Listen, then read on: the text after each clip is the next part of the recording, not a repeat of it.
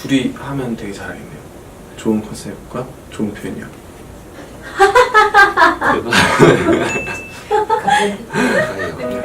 전에 인턴에 대해서 얘기를 하느라 포트폴리오는 좀 이렇게 생략이 된 부분이 있어서 좀 다시 촬영을 하려고 합니다.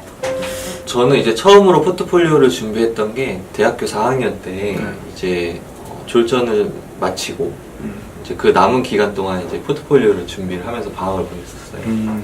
그래서 이제 포트폴리오를 준비하는 뭐 수업 시간도 클래스도 따로 있었던 것 같은데 그때 이제 그때 통해서 준비를 했었고 이제 포트폴리오를 처음 만들 때 이게 한 번에 준비가 되진 않았어요. 저도 포트폴리오를 만들면서 한 3-4번은 다시 새로 만들었던 기억이 있거든요. 처음에는 더 하는 건 참 쉬워요. 근데 내가 어떤 걸 빼야 되는지가 너무 힘들었어요. 이제 디자이너 역량이 한 몇 가지가 있잖아요. 뭐 컨셉력, 표현력, 그리고 이제 조형력, 그리고 나만의 어떤 그 디자인을 뽑아내는 프로세스 이런 부분들을 보여주는데 한 작업당 이 4가지를 정말 다 10점 만점에 10점처럼 있으면 베스트인데 그렇지 않으면 그 하나를 명확하게 보여줄 수 있는 작업물로 채우려고 했어요. 자신이 했던 어떤 작업을 다 보여달라는 게 아니에요. 그쵸? 네. 그래서 앞에서 얘기한 것처럼 어떤 그 디자이너의 강점들을 한 뭐 4-5가지로 이렇게 정할 수 있다면 그 중에 내가 어떤 데 속해 있는 디자이너인지를 보여달라는 거거든요. 네, 맞아요. 잘 정리를 해서 보여달라는 거니까 처음부터 전략적으로 접근할 필요가 있어요. 네. 그 본인은 네. 어떤 게 이제 제일 강점인 것 같았어요? 저는 사실 컨셉력이 좋은 편은 아니었던 것 같아요.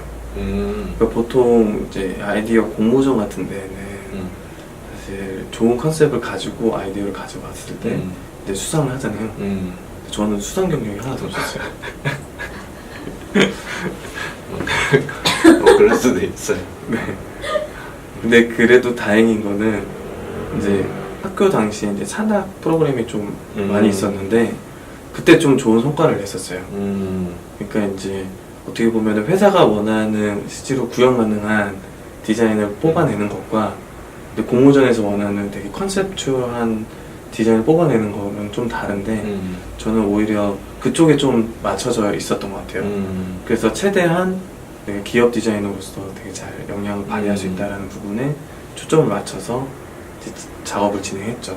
약간 그러면 뭐 툴 사용 능력이라던가 네. 그리고 아니면 뭐 조형적인 신미성, 형상에 대한 것들 그런 좀 더 높았던 것 같아요. 네. 일단 포트폴리오에 이제 프로세스를 담을 때는 저는 이제 그 S전자에 너무 가고 싶어서 거기 가셨던 선배를 만나서 그 회사가 어떤 식으로 디자인을 진행하는지를 얘기를 들었어요. 이게 되게 중요한 네. 팁이네요. 그래서 그거에 맞춰서 준비를 내가 이렇게 이런 식으로 결과물을 냈다. 이렇게 이제 조금 포장을 했죠. 굉장히 전략적입니다. 네. 굉장히 전략적이네. 네. 그리고 하긴 뭐 이렇게 대학교 다니다 보면 이제 선배님들이 있으니까 가니까 네. 선배님들한테 물어보는 것도 되게 중요하고 정말 중요해요. 되게 중요하네요. 네, 포트폴리오 준비할 때 꼭 그 회사 다니시는 선배님들한테 이렇게 한번 보여주거나 혹은 궁금한 점도 있으면 꼭 물어보는 거는 참 중요한 것 같아요. 도움이 많이 돼요. 네네네. 저는 약간 다르게 컨셉하고 프로세스가 좀 강했던 타입이어서 저는 포트폴리오도 약간 그런 쪽으로 준비를 했던 것 같아요. 처음부터 이제 디자인 스튜디오나 뭐 에이전시를 들어가고 싶었기 때문에 사실 그런 쪽으로 공부를 할 때도 그런 쪽으로 역량을 키워온 게 있었고 그래서 포트폴리오도 그런 그 컨셉이나 어떤 프로세스를 발전시키는 것에 초점을 맞춰서 이제 많이 구성을 했었어요.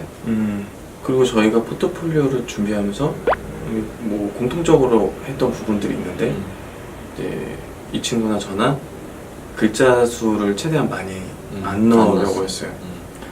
그러니까 이제 처음에 얘기했던 설명적인 그런 포트폴리오가 되면 안 된다는 게 이제 일맥상통하는 건데 이제 글을 너무 이제 물론 설명하고 싶은 게 엄청 많겠죠. 그쵸. 자기 작업에 대해서.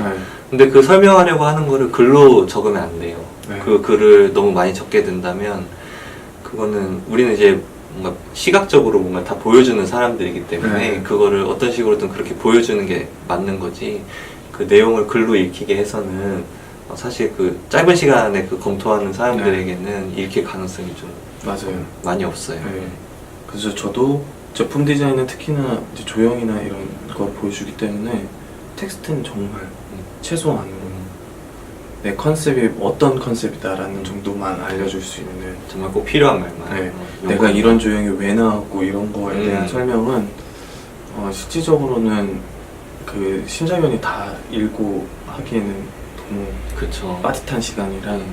정말 이 프로세스가 정말 중요하고 이 프로세스의 의미가 있다, 이 프로젝트는. 그러면은 그거를 잘 정리를 해서 시각화해서 간결하게 표현을 하면 더 빨리 이제 알아들을 수 있게끔 네, 맞아요. 그런 식으로 하는 게 중요할 것 같아요. 네. 예. 그 글을 쓰는 거에 대해서 얘기가 나왔으니까 약간 폰트 사용에 대해서도 좀 얘기를 해보면 좋을 것 같아요. 네, 그쵸. 그 폰트는 또 내가 보여주고자 하는 포트폴리오 이미지의 어떤 부가적인 요소인데 폰트를 굉장히 화려하게 쓰시는 분들이 간혹 계시더라고요. 맞아요. 그 폰트가 사실 이제 스튜디오 뭐 비주얼 작업을 하는 스튜디오의 경우에는 굉장히 치명적이에요. 네. 폰트 사용이 잘못된다는 건 굉장히 치명적인 뭐랄까 단점으로 작용할 수 있기 때문에 항상 유의를 해주시고 그 자기가 지원하려고 하는 그 스튜디오에 맞게 폰트를 정하는 것도 전략적인 방법일 것 같아요. 이제 포트폴리오에 사진을 넣으셨냐. 부가적인 거긴 한 것 같아요. 선택적인 측면이 확실히 있긴 한데 보통은 안 넣는 게 저도 제 생각에는 맞는 것 같아요. 편견이 생길 수 네. 있을 것 같아요. 사람의 인상은 굉장히 중요해요, 사실. 이게 첫인상이잖아요. 그래서 사진을 보고 그 사람에 대한 진짜 선입견이 생길 수 있는 거거든요. 네. 그래서 굳이 넣지 않는 게 좋을 것 같다는 생각을 해요. 실제로 해외에서는 사진 다 안 넣게 네. 이렇게 하잖아요. 어떤 인종차별에 대한 것도 방지하면서 성별에 대한 그런 이슈도 다 방지를 하기 위해서 사진하고 뭐 성별 기입이나 이런 것들 다 안 하기 때문에 그런 부분을 너무 적극적으로 이렇게 표지에 얼굴을 이렇게 놓는다거나 이런 준비는 안 하는 게 좋을 것 같아요.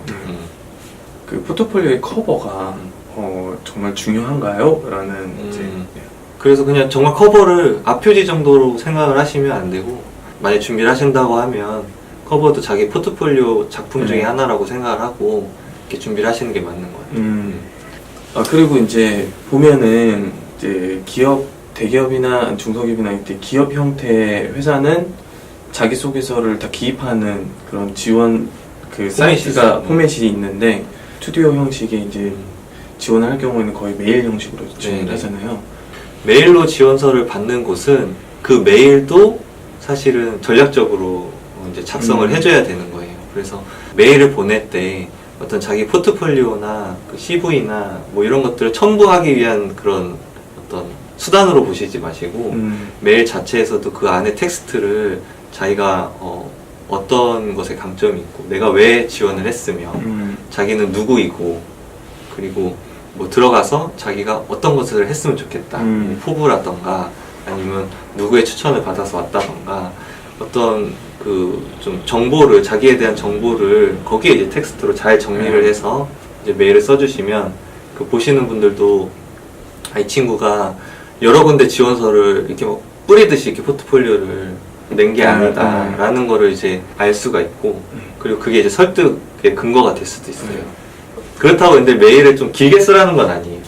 그렇죠. 그래서 이렇게 잘 정리해서 잘 정리해서 써주면 더 좋을 것 같아요.